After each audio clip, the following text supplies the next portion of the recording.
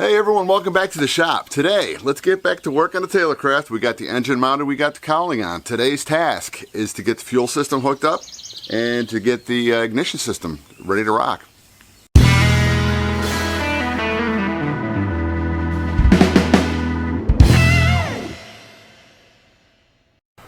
Alright, it's all drilled through. You're probably not going to be able to see it. I'm just going to see if you can possibly... There you go, you can see light through it. Yay!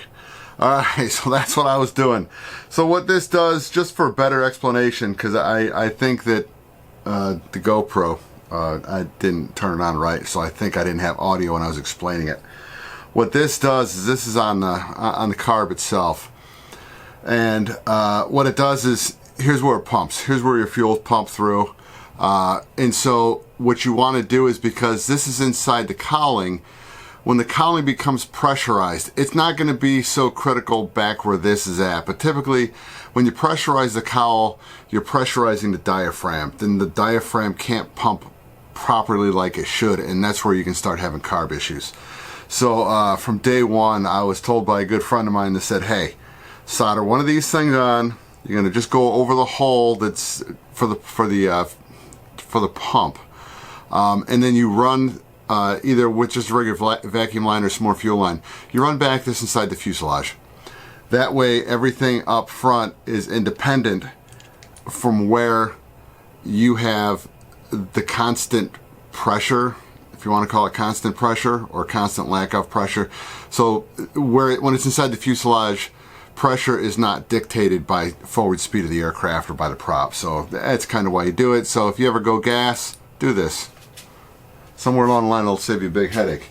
Now, because this is an old SV26 from, I think I bought it in 2008, so it's that old. The gasket itself, you can see right there where 4 holes are fine and 1 is cut out.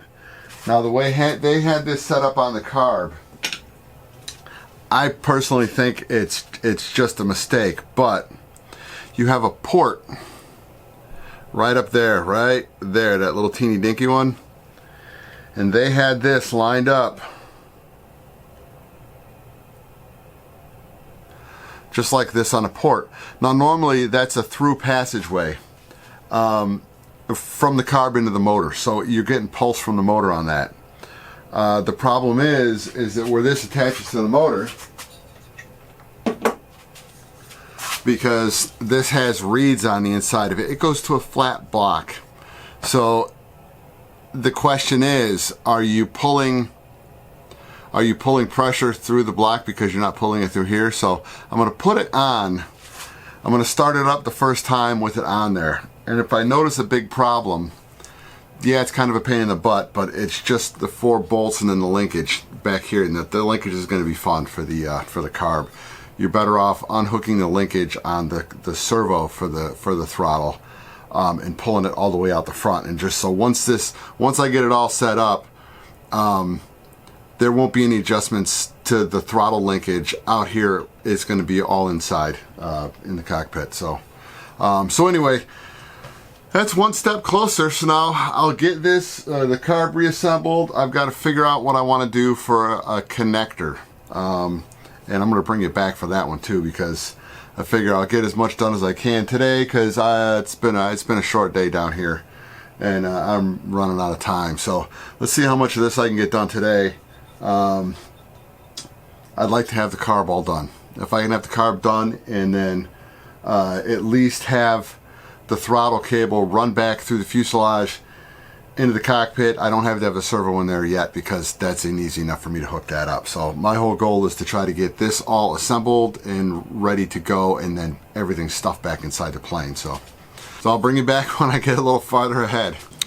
Alright, it's been a little bit tougher than I wanted it to be. It's been about 2 good days, 2 good solid days of getting the plane to the point where it's at right now. We'll do a little walkthrough on what I had to do to it, and then we'll go upstairs by the car, and hopefully we'll get it started. Alright, a lot of the stuff was done inside and outside, mostly off camera, just because we had so much noise going on.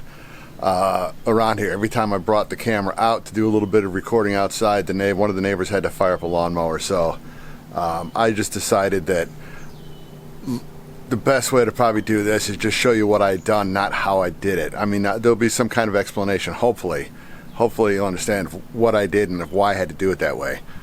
All right, jumping inside the fuselage. Let me see if I can get to the other side, because you guys saw all this stuff. I've got the wiring all hooked up for the igniter. But on the inside, it's just a typical standard gas setup where you got your line in and out, and then this is for your overflow, and that way you can't have a siphon effect with it when you set it up like this. So the receiver hasn't been fully mounted yet because I haven't gotten the CG set up yet, and that's going to be the last thing I do.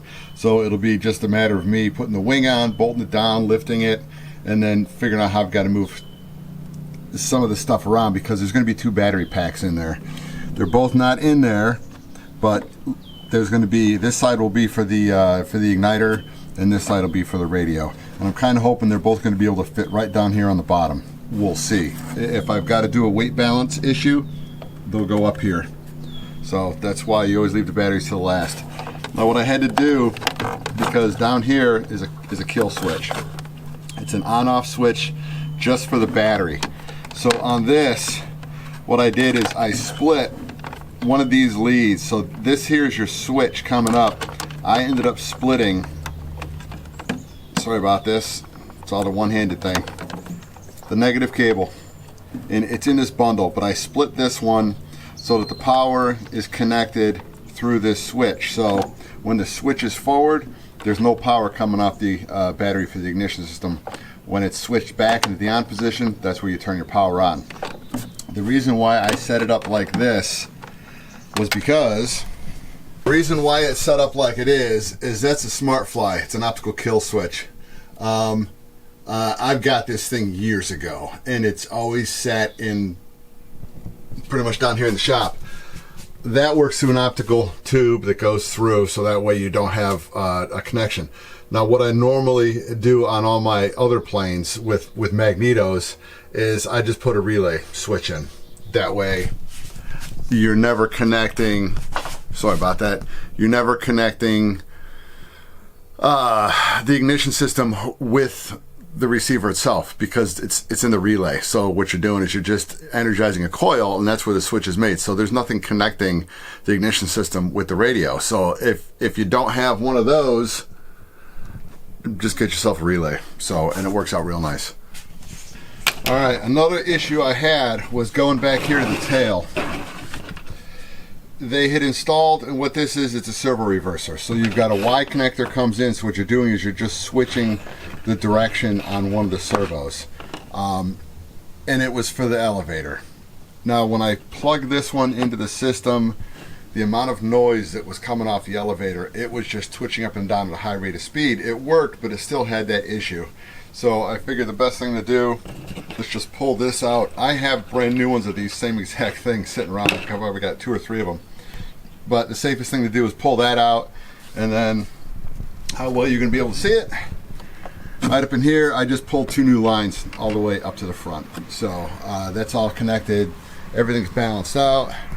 The other little things I had to do was, because as ratty as this looks, it was starting to delaminate. A lot of the covering, the glue is gone. So I just came over with some clear tape that you can get at any store. It's like a Scotch brand tape, and here's what it is. It's almost like a vinyl tape. It's flexible.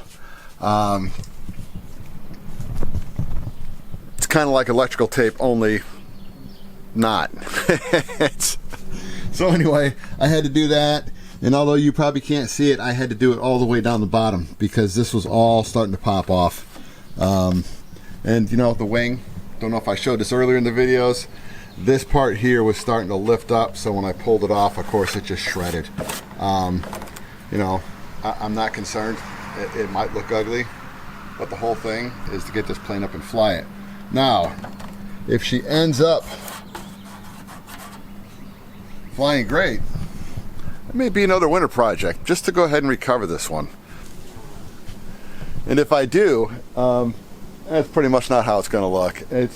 It's just going to be a simple paint job, just because you guys have, if you've watched the last couple paint jobs, the paint they make today, I'm not happy with. So what I'll do is, if I end up recovering this plane, it's going to be with fabric, and then I'm going to try Minwax, water-based, to see how well that works with putting paints on top of it. I think it may work better than this, but I'm definitely going to be doing some testing long before we get to that stage. So let me bring the plane up that way, get the camera set up, and hope for the best. I want to apologize. I forgot to turn the camera on. Let's get it fired up and tuned, and then I'll tell you what I had to do to get it fired up.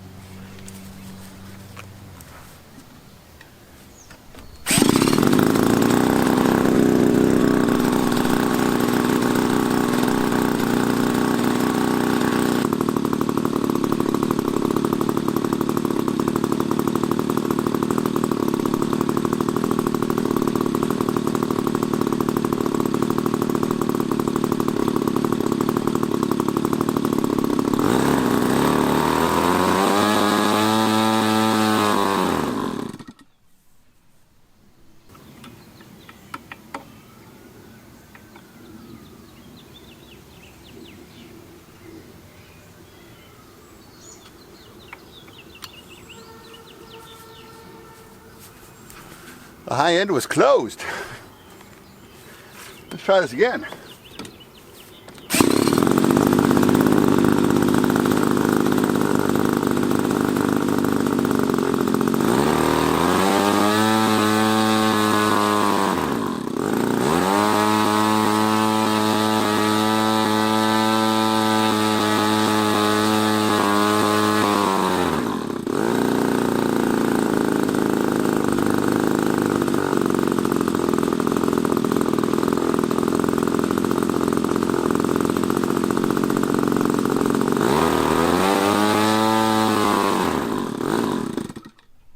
Alright, I got it pretty well balanced out, just to make me happy. It's still having a little bit of a transition between the low end and the high end. It's about 95% of where I want it to be, but we got to see how it's going to work with the cowling on it.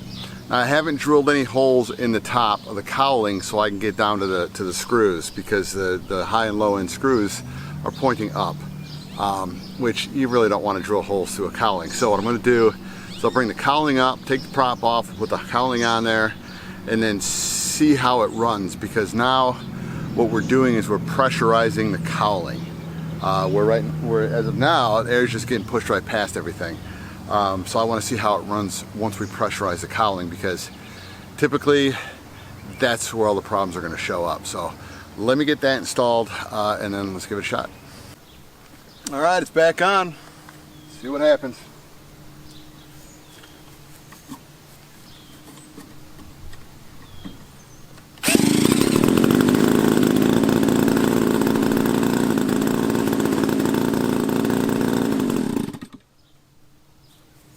Not liking it already.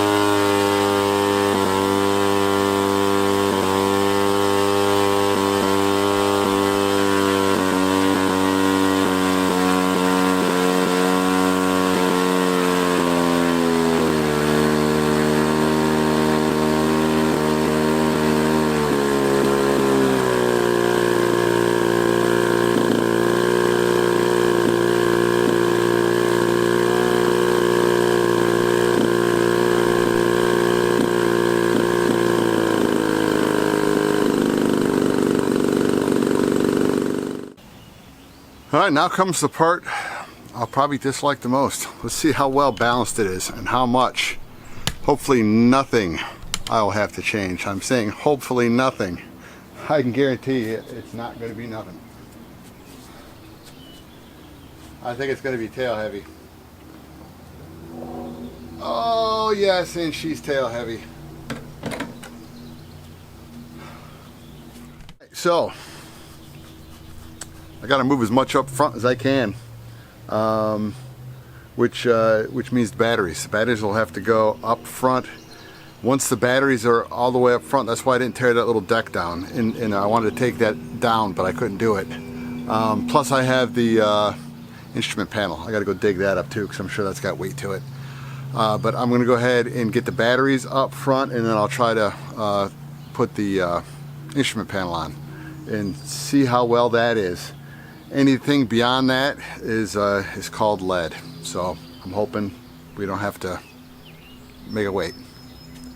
All right, we've got both 2 batteries up in the nose against the firewall, and then on the other side, 15.9 ounce lead weight. That was the lead weight that I put together for the Taylorcraft, hence its beautiful orange color. That wasn't needed. So anyway, let's go ahead. I think it's going to be closer, and it might have to be where we're going to shoot for it, you know, hopefully.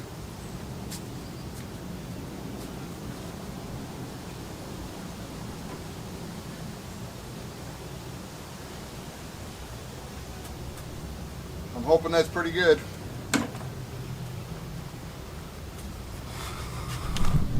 We'll see what it looks like in the video, because right now I have no idea. But to me, from my point of view, where I was looking at it, it looked pretty decent. Hey everyone, welcome back.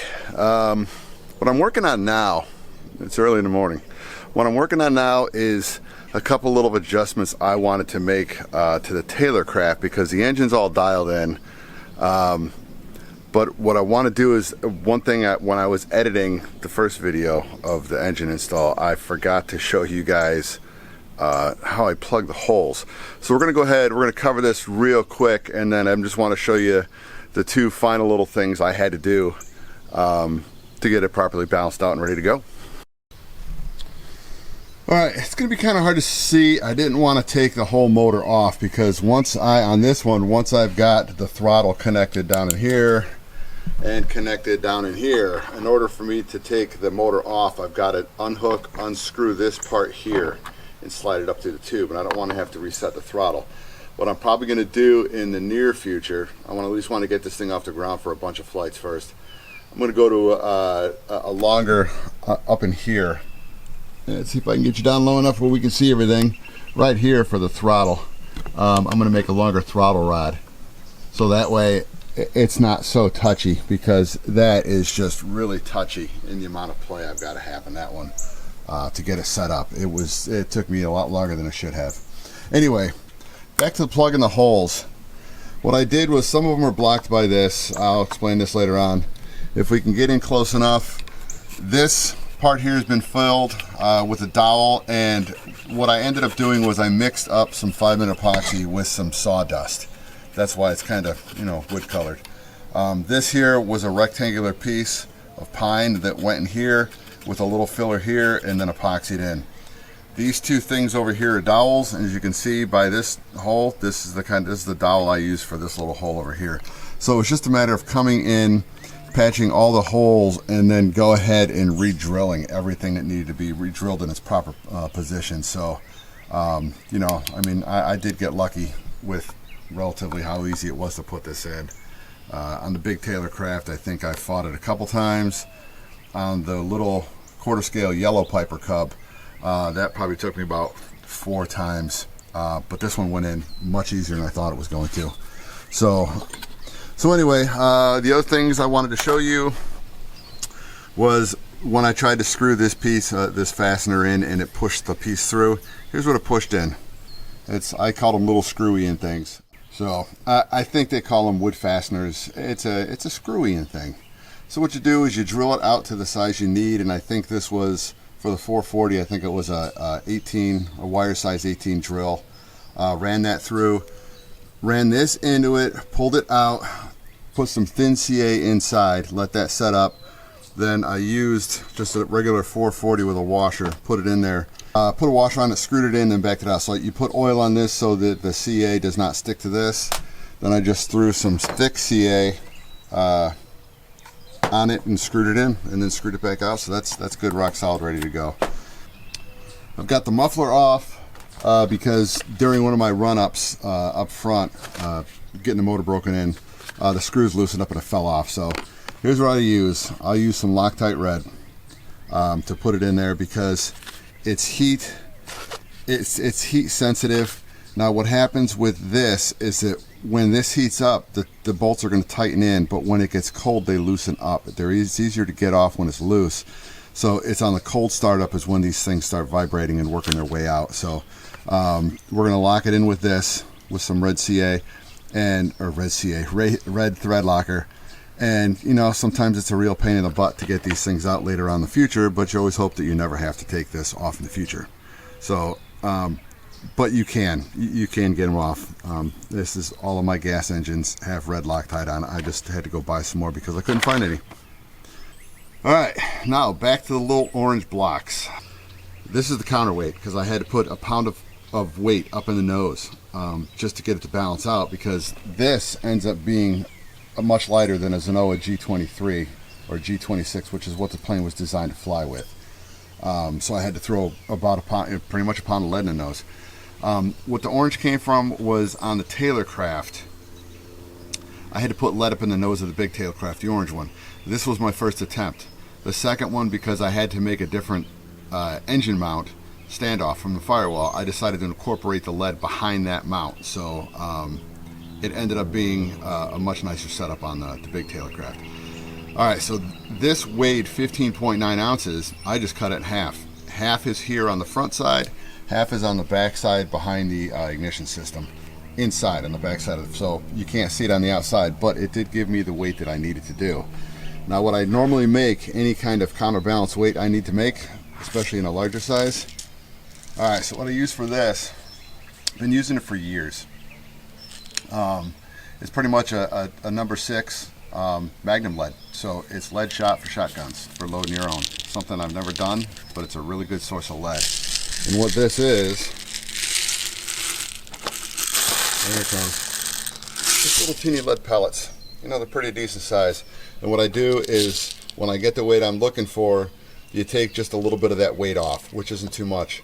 I mix it with 5-minute epoxy, 30-minute if you really want to go for it. Because what I'll do if I do 5-minute, I'll throw a little bit of 91% alcohol in it just to slow down the cure time. But if you want to use 30-minute, that's fine, or even 1 hour. You're going to set that up, pour it into a mold. This is some plywood around the outside. This was the mold that I poured it into. So yeah, so at least I was able to reuse something I already had to get the balance up. Save me time, save me money.